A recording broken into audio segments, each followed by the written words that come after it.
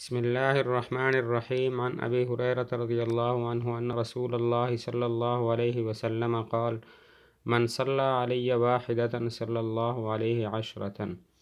حضور صلی اللہ علیہ وسلم نے ارشاد فرمایا، جو بندہ مجھ پر ایک دفعہ درود بھیجے اللہ تعالیٰ اس پر 10 بار رحمت بھیجتا ہے۔ عن ابی موسیٰ الاشعری رضی اللہ عنہ قال قال رسول اللہ صلی اللہ علیہ وسلم من احب دنیاہ اضر بآخرتہ ومن احب آخرتہ اضر بدنیاہ فآثروا ما یبقى علی ما یفنى۔ رسول اللہ صلی اللہ علیہ وسلم نے فرمایا، جو شخص دنیا کو اپنا محبوب و مطلوب بنائے گا